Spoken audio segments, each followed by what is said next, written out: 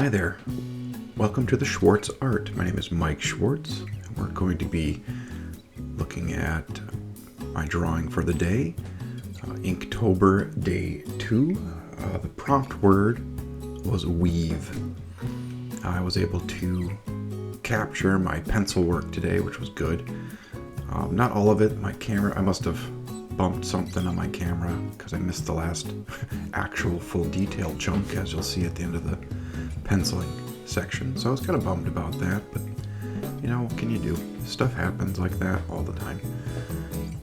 So weave, I spent a bunch of time just kind of thinking about what that means for my little adventuring group. So if we're going to think about this coloring book concept as a story, then first came to mind is that my wife used to weave rag rugs, and then that got me thinking, well, we used to sell rag rugs, and when you sell things, and then you just kind of go into mercantile, and I thought, you know, it'd be fun to have at the start of our adventure, the characters are walking through whatever random little town or village that they're in, and are kind of going about their morning or their day before they receive their main quest, let's call it.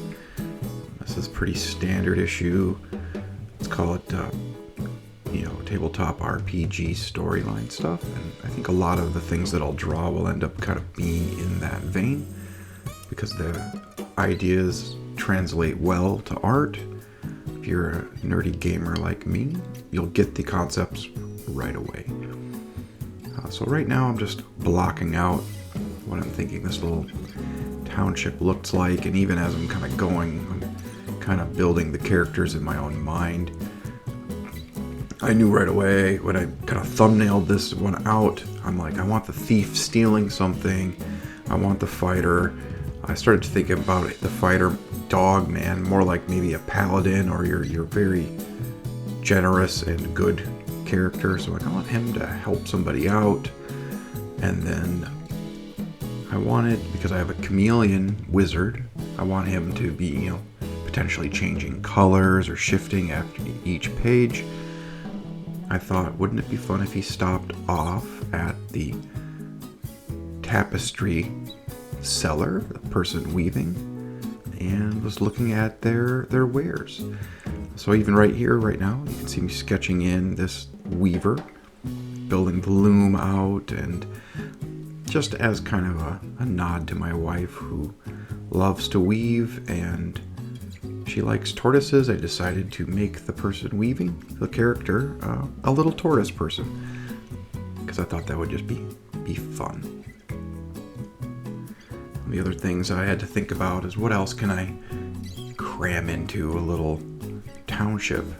And in any kind of fantasy setting, you're going to have blacksmiths and food sellers and potion sellers, and I wanted to try to jam all that in there, and then realized it's kind of hard to pack it all in. So again, to keep it simple, keep the characters simple, the concept simple, so that when someone is coloring this page eventually, they'll be able to pick things out that they want to attack with their color and really bring it out and not be overwhelmed by too many things. Because when you're doing art like this, even just coloring someone else's art, translating what's there can be very difficult. And so I want to make this a simple and easy concept.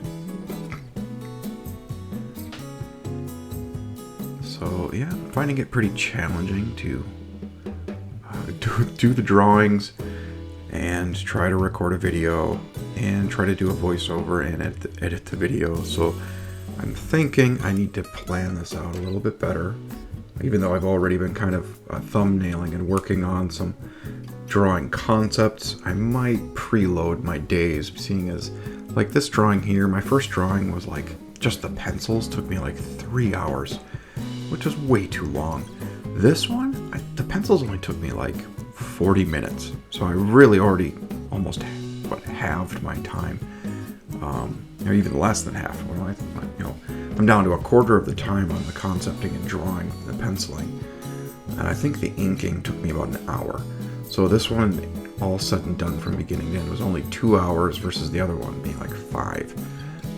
So I know that each drawing will get faster and faster. So if I can get this down to an hour, maybe Inktober cheating in a way, but I think I'm trying to do a lot for this Inktober. So I might preload my days and get 2 or 3 drawings done on the prompts, and then work on I guess this would be a video blog or whatever this is for each day, so that you guys out there watching can have a consistent and enjoyable experience.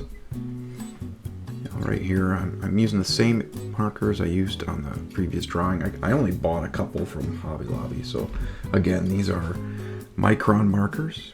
I bought the 8, 10, 12 set. So they're kind of like they're fatter, they're wider. I didn't want to spend a lot of time with brush markers or teeny tiny little fine tip markers unless I've got some detail that are very light lining that I want to do. Just real aside right now, we're zoomed in on a little shot here of the thief tucking a little tomato into his pocket and covering it. Looks like he's pointing as a distraction. I made a little duck man next to him as the merchant of the fruit selling and vegetable stand.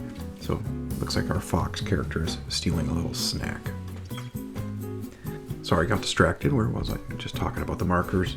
Again, 8, 10, 12. I'm using a Bic mechanical pencil, gummy eraser, as I find that not the high polymer erasers. I like those a lot for erasing on paper. They don't tear it up, and the white ones really clean things up. But the actual gummy, stretchy, they're like Play-Doh erasers. I really like over Bristol because they don't smudge. They really pick up all of the excess pencil. So I'm gonna, in the drawing scene here, I'm working through the dog fighter. He's helping out a little mouse or bunny. I don't know what it was, but it's cute. And cute is the name of the game on this one. As the little, let's call it a mouse. The mouse creature is too short to crank up the well, and our happy paladin fighter here is good-natured and being helpful to wind up the well bucket to help our little mouse friend get water for the day. Creating the poses and everything, and that's when I did going back to the penciling. The dog, I did have some trouble penciling him in, his positioning and everything. It was kind of tough to get. I kind of started awkward, but I think in the end he came out just fine, looking in the right direction. And I think I even in the inking here choose to push the well out a little further behind him so he's actually in front of the well. Otherwise he looks like he's kind of on the side but not, and I think that really helps it. Where I put the bricks behind his foot there, it really kind of helps him be in front of that well. And when I was building the town out, I was just kind of thinking about the structures and the awnings and things that would be fun to, I guess I would call it, cover our people who are everyday working people in our little village here. They don't want to work in the sun all day, and they want to be in the shade. And part of that is kind of a thing I learned in drawing comic art, is if you don't want to fill certain details in, or don't feel comfortable with certain things, put a cape on it. So these awnings, I would call them, especially this front awning by our chameleon friend here, kind of wanted to cover the building up. I wasn't sure what I wanted the building to be, and because of time and the way that I'm really trying to push this out, I'm using that awning as a crutch to cover up the building. But with that, it's kind of nice because you can add different colors. You could make that a rainbow colored or a black, your standard red, white awning, or you could ink in your own little, maybe even signage or something across that, which is kind of fun. I'm very curious to see what people will do with this coloring book and just see what they come up with. where I'm imagining things a certain way, but handing it off to someone else, handing your work off to someone else to finish with their own imagination is always a challenge, but always fun to see what they come up with.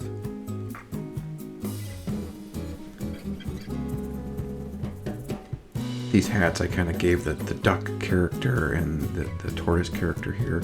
I was just trying to think of a very video game terms, generic shopkeepers and things. They kind of would have the same style, very worker related. So these poofy hats I thought were kind of fun.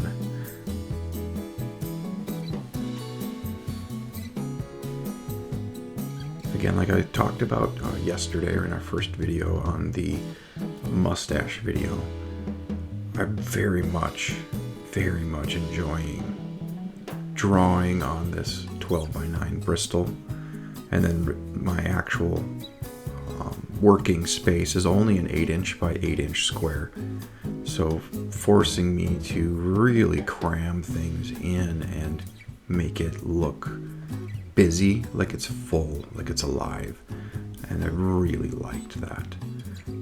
Here we're gonna go work on the little oxen blacksmith. I imagine him making plowshares and not a weaponsmith, but somebody who's just making tools for your everyday man.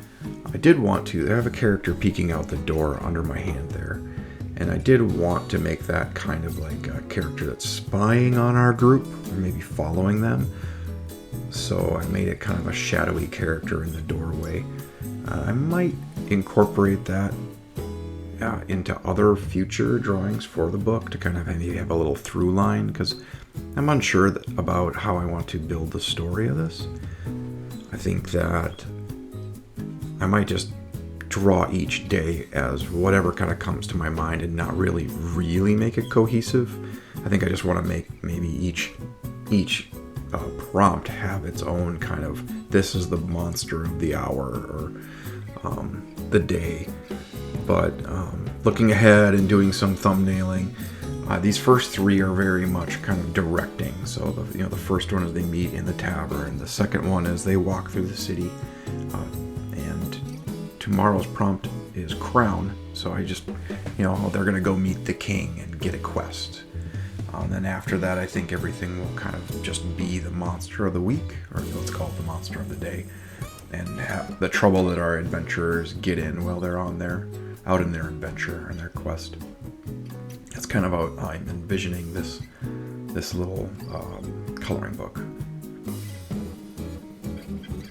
You can kind of have grand ideas and then find out that that's a little those grand ideas can be more difficult to apply. So I'm really trying to restrain myself on how far I take it.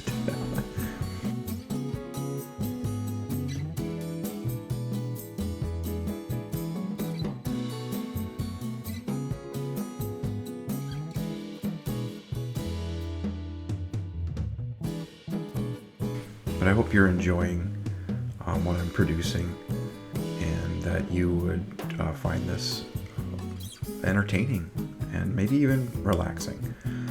So my name is Mike Schwartz, and my channel is The Schwartz Art. It would be great if you subscribed or liked the video. YouTube is a big place, and sometimes it's hard to find the things you actually do like. But thanks for sticking with me this far.